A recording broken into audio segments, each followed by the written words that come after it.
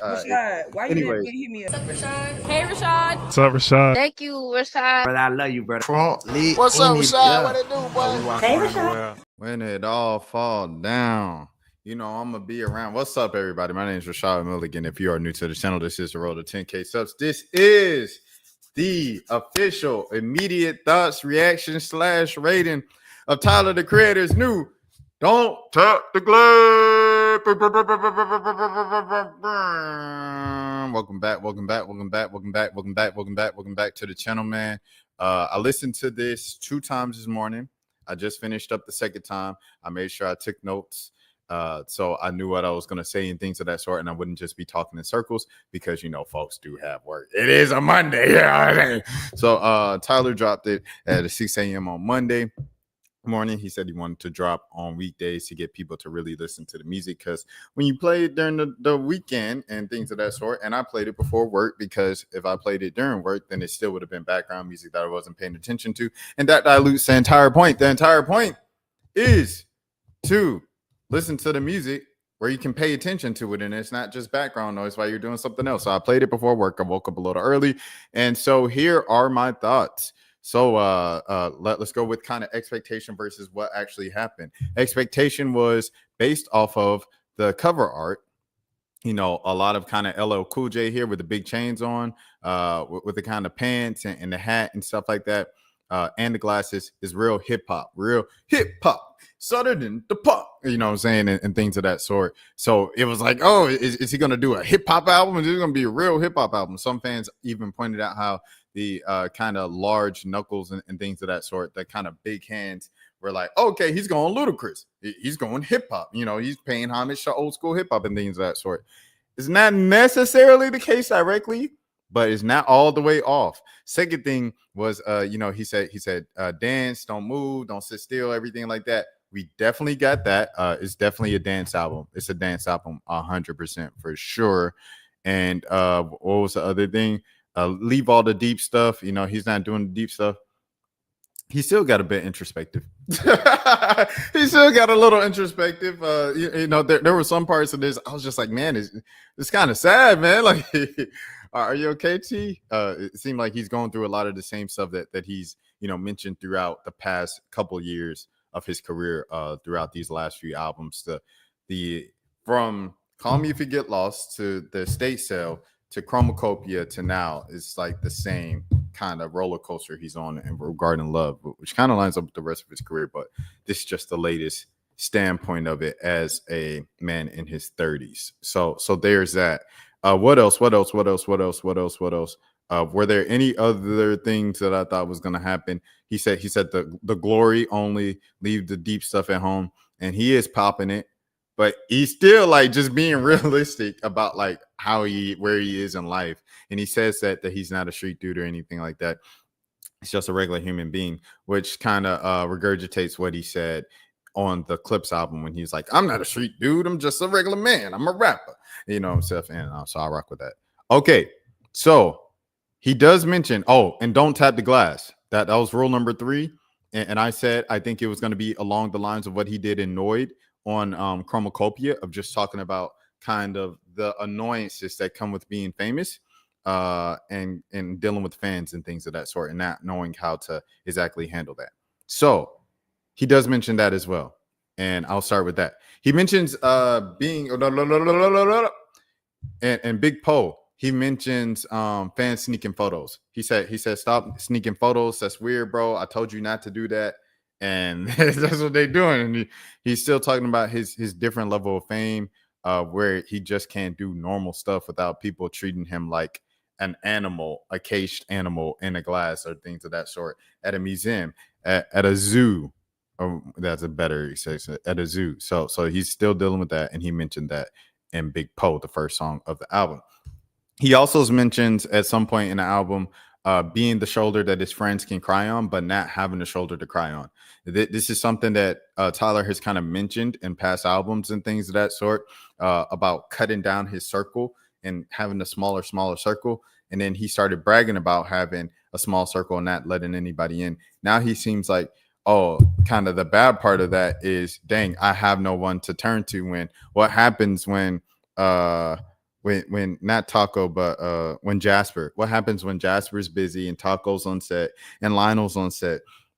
And Io's doing, international world media on a tour because she's like the biggest thing and the hottest thing in Hollywood right now.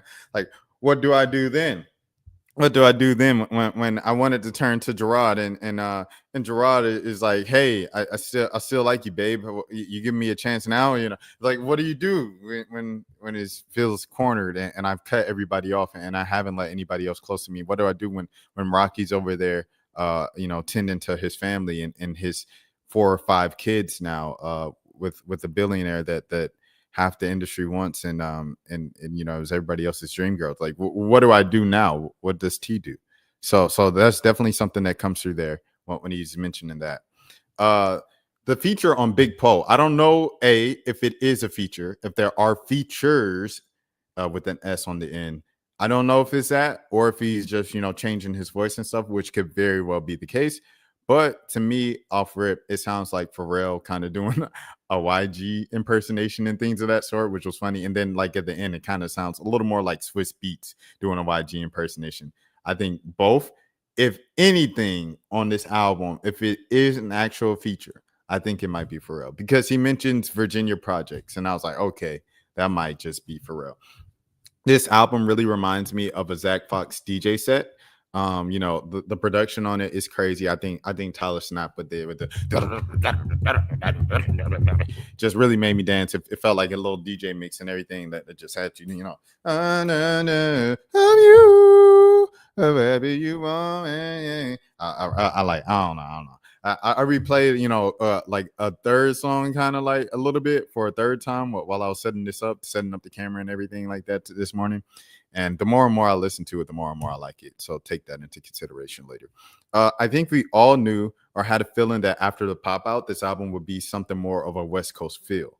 The thing that we didn't know was that instead of a Shoreline Mafia, Drakeo the Ruler West Coast feel, it would be more so of a 90s DJ Quick West Coast feel of the bounce and riding into things and run out, boom, boom, boom, boom, boom. Like it's more of that. It's more of Kurt Franklin stump West Coast type bounce, as opposed to the modern day and everything like that. And I know Kurt Franklin's from Dallas and things of that sort, but there that is. But Tyler always has to do something different. Like, even if he's influenced by something that's popping, GNX, right? GNX Kendrick does a whole West Coast album thing, and I guess Tyler's feeling inspired by it, so he hops on.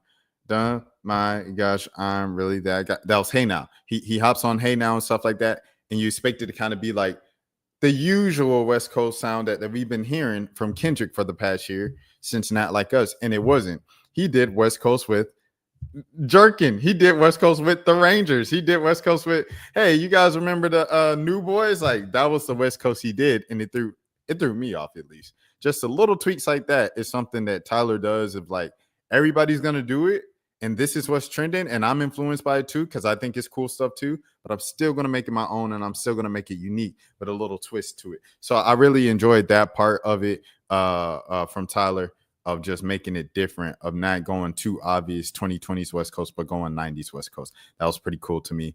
What else? Oh, yeah. Here's a note I had. Bro think he really from Atlanta. Laughing emoji, laughing emoji, laughing emoji. Tyler he recorded Chromacopia, a lot of it in Atlanta.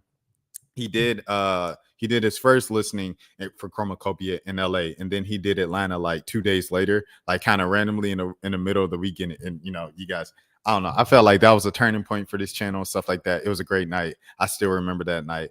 It held me over the entire Chromacopia tour. I was fed all of the things. But in it, he just kept saying, like, I really like being in Atlanta, bro. I really like being in Atlanta, bro.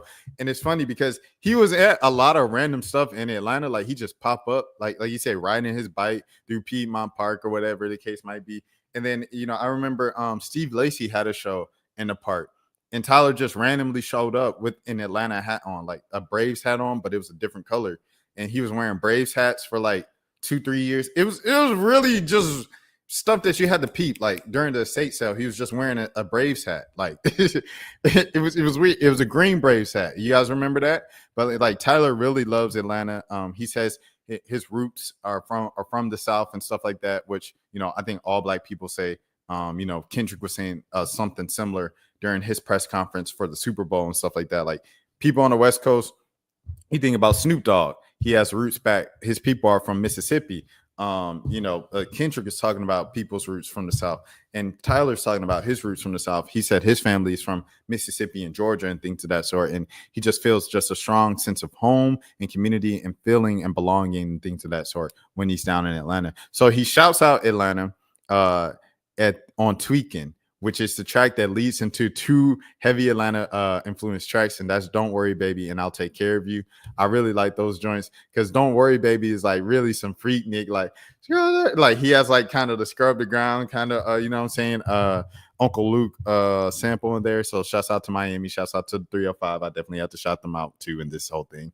But it's a very just a Freaknik 90s feel. Once again, we go from 90s West Coast and DJ Quick to 90s Freaknik, Uncle Luke, Kilo Ali, and the whole nine and stuff like that, and Jermaine Dupri, everybody like that from that 90s bounce right there.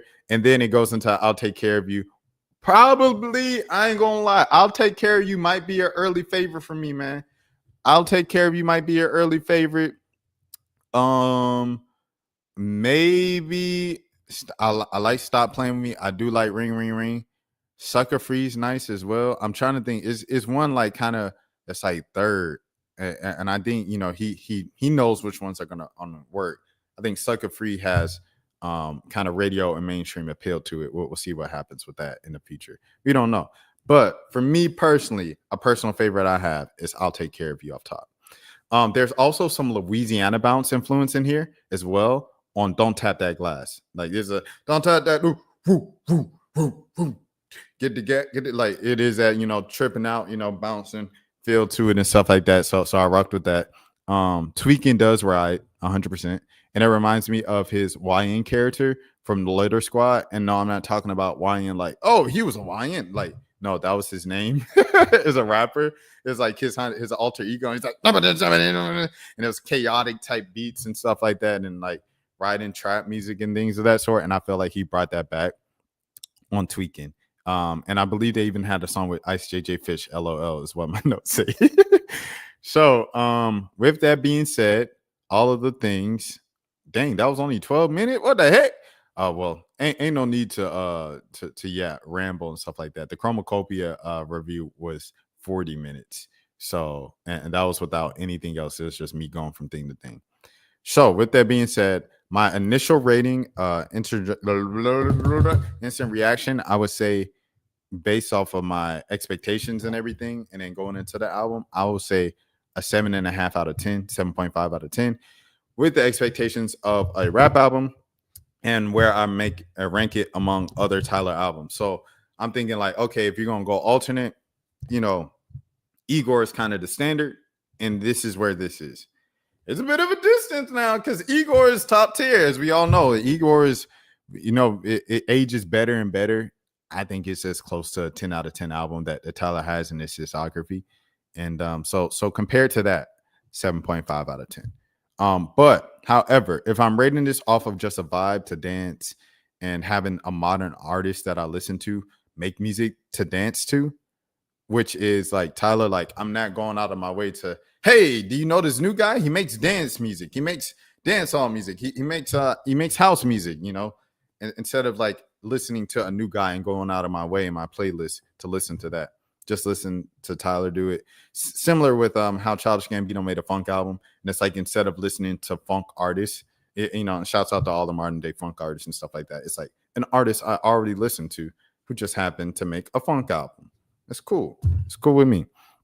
But if I'm looking at it from that perspective, I give it a 9 out of 10. And I think he's going to accomplish his goal with this particular project, with this piece of work. He's going to get people dancing. He's going to get people moving and things of that sort, and not just thinking about stuff. But like I said, I don't know if I mentioned it. Like I mentioned it in brief, but this album is really sad. Like it's sad. Ring Ring is sad. Ring Ring Ring is sad. You know, he really, and he mentions it here just outright on Tell Me What It Is, that he wants love. And he's like, is there traffic to my heart? Like, why can't I find love? Like, what's going on here? He's really looking for love, man. Don't tell me what it is. So I hope he finds it. I hope he finds it. And you know, ring, ring, ring. It's just like obviously you guys can get from the title there what that's kind of about, missing someone and not having them pick up because they're like, never hit me up again. That's some real stuff, man. That's some real stuff, especially from T. Whew, man, if you know, you know, man. Like I said, Chromacopia was an era. I met some amazing people through that, but it is what it is, you know. People come, people go. You got to keep the push. You got to keep your chin up. And you got to keep walking. You know what I'm saying? You got to keep going because that's just the way it goes. But yeah. Let me see. Yeah, and he's popping it. So yeah. That's my rating. 7.5 out of 10 with the expectation. 9 out of 10 if we're just doing a dance in terms of what goal he wanted to accomplish with this. Tyler talked about this, man. He put out a lot of stuff on Twitter. I literally followed him on Twitter last night. And shouts out to Lareezy first. First, the tramping and not the mine. The dollar sign. Shouts out to Lareezy. I'm officially a Louisiana resident. Anyways, I literally followed Tyler, the Creator, yesterday and turned on his post notifications just in case he did something like he did last time. Atlanta tickets, $5 on sale right now. And then they're going in 30 seconds. Anyways, so here he goes. He posted a lot. He posted a Stop Playing With Me music video. And then he posted all the numbers. There we go. He says, here we go. Don't Tap the Glass, album number 9, available now. Made for Body Movement, full volume. And then he posts a link to it, and then he posts all the names. Big Post, Sugar on My Tongue, Sucker Free, Mom and Them, Stop Playing With Me, Ring, Ring, Ring. Don't Tap That Glass, Tweaking. Don't Worry, Baby. Don't worry, baby. I'll take care of you. And then tell me what it is. And then and here he goes. Here's what he said. More body movement. I asked some friends why they don't dance in public, and some said because it's the fear of being filmed. I thought, dang. And that wait. My friends say this all the time too. My friends say this all the time too, 100%. So they're like, they don't want to go viral, they don't want to go on Rollstar. It's a lot of times people are filmed online and things of that sort. Dang, my camera turned off already. It was 17 minutes. Hold on. I'm gonna turn this off, turn it back on, see if it pops back up. If it don't pop up, then we go into the webcam. But you know, my friends are saying the same exact thing of just like, you don't want to end up on Rollstar, you don't want to go viral. People like making fun of folks just having a good time now. Drewski made the whole skit. You can't dance in the club no more. It said the person who come to the club just to dance. That's the point of going to the club. Like, everybody too cool. Everybody just, bro, that's awkward, bro. Like, what you doing? You just looking at the same two people. Don't let it be someone attractive, you know, nearby. You just gonna keep, oh, my bad. Hey, my bad. It's awkward, bro. Move something. Do something, bro. Why'd you leave the crib, bro? You left the crib to people watch. You can people watch at the mall, bro. You can people watch on a bench at a park. Move, bro. Move your body. Get your back up off the wall. Dance. Come on. I asked some friends why they don't dance in public, and some said because of the fear of being filmed. I thought, dang, a natural form of expression and certain connection they have with music is now a ghost. It made me wonder how much of our human spirit got killed because of the fear of being a meme, all for having a good time. I just got back from a listening party for this album, and man, it was one of the greatest experiences of my life. 300 people, no phones allowed. Dang! T, why you saying F me, bro? Folks are just trying to eat. He said no cameras, just speakers in the sweatbox. I felt like, bro, I had my camera out, everything like that at the Chromacopia thing. I had a good time. I still was jumping up and down. I was still screaming. I was still singing the words. And I still put my phone down for the other half, for the back halves of the songs. And I still enjoy it. I get content. I seen someone say, oh, yeah, they having fun. And he don't have his phone up recording like a baby. Bruh, is it that bad to capture the moment for a couple of seconds of a song, bro? You could do it. Like, it's crazy. But that's just me. 300 people, no phones allowed, no cameras, just speakers in the sweatbox. Everyone was dancing, moving, expressing, sweating. It was truly beautiful. I played the album front to back twice. Oh, that's all I did. it felt like pent up energy finally got released, and we craved the idea of letting more of it out. Okay, there it is. There was a freedom that filled the room, a ball of energy that might not translate to every speaker that plays this album, but man, did that room nail it. This album was not made for sitting still. Dancing, driving, running, any type of movement is recommended to maybe understand the spirit of it. Only at the full volume. At full volume.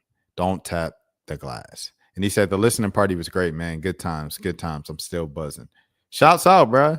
Tyler don't like much, so when he likes something, you know it's good. Like I said, when he was talking about not trusting people and this and that, I think one of my biggest accomplishments in life was getting Tyler Creator shake my hand, bro. Getting Tyler Creator dap me up, bro. That's one of my biggest, because he don't mess with people. He don't mess with nobody. He ain't got no friend. You heard it.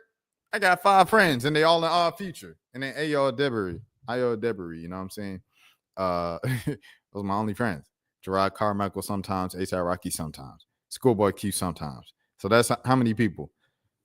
ASAP Rocky, Schoolboy Q, Ayo Debris, and who else? That's it. Oh, Gerard Carmichael. So you got our future, which about 5-6 dudes, and then them 4. That's it. That's 10 people. Count on 10 hands. That's being gracious. But it definitely isn't Playboy Cardi. No. We ain't talking about beef. We talking about dancing, baby. We talking about dancing, baby. Oh, let me. Hey, right? You got LeBron in this piece. I ain't got LeBron, bro. I was just talking about this too, bro. Tyler the Creator and his like relationship with LeBron James, like the tie between him and LeBron James, the most random development I've seen in the past 3-4 years. Now, granted, Tyler is a businessman based in Los Angeles, California. Maverick obviously is a black businessman based in California, and LeBron James is his best friend. So there you have it. But gosh, it's still weird because Tyler don't like or do no sports. He don't talk about sports. He ain't no sports dude. But LeBron James in this piece, man, what the heck going on, LeBron? So scrap that. All right, so who we got? It's Tyler's friends, not in our future. Okay, this is BS now. This ain't about the music. I'm sorry, Tyler. I know you just want to keep it to the music, but we're going to do it to talk about the music and things of that sort. You got our future. You got Iowa Debris, Schoolboy Q, ASAP Rocky, Gerard Carmichael, now Maverick Carter and LeBron James. T, I'm not going to lie to you, gang. That's like 12 friends. It's not necessarily the smallest circle, but I guess when 100 gazillion people know you and you only got 12 friends, I guess that is a pretty small circle. Shout out Tyler Creator, bro. And I'm gonna look at this "Stop Playing With Me" video as soon as we get off here. But yeah, that's what I got, man. Salute to Tyler Creator. No 2 albums sound the same. No 2 albums sound the same, and despite the stuff feeling so different, this one was a lot more samples. You know, sampling "Nuck If You Buck," "Scrub the Ground."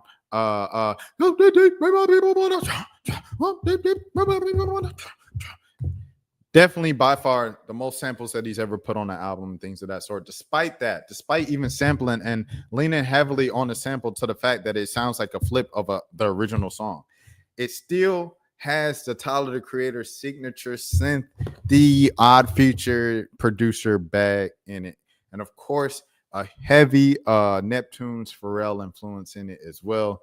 But he still finds a way to make sure that you know that it's him. Even if it's the Grinch, if it's this, if it's that, he still makes you know, oh, that's Tyler Creator. When Maxo Cream rapped over the joint, people knew, oh, this sounds like it's Tyler Creator beat. It's different, bro. It's different. Shouts out to Tyler Creator, man. No 2 albums sound the same, but all his music sounds the same. If you know, you know. Come on. If you're here with me, you're here with me. If you're not, you're not. But that's all I want to say, man. You guys enjoy the day, enjoy the week. I hope you guys enjoy Don't Tap That Glass. Let me know what you thought of it in the comments. This is the road to 10K subs. My name is Rashad Milligan. Thank you, T, for giving us art. Thank you for releasing music, bro. Thank you for releasing albums so often, so frequently, to give us some new, fresh stuff to look forward to. It's a fun time. It's always a fun time. And T, T could put out something that's like, Childish Gambino did that for about 5 years. He just stopped speaking English, and I was listening to it because it was Childish Gambino. And I was rocking with it. He was speaking Spanish on the song with Jay-Z and Beyonce. I said, what is he saying? But I was rocking with it because it was Childish Gambino. Shouts out to Lamesa in the building. What's up? What up, Q? What up, Q? Everything like that. But yeah, I rock with the album, bro. Like it's something like some people, they can make you listen to anything. Tyler Creator is one of those people. He's been afforded that luxury after the run from Flower Boy on.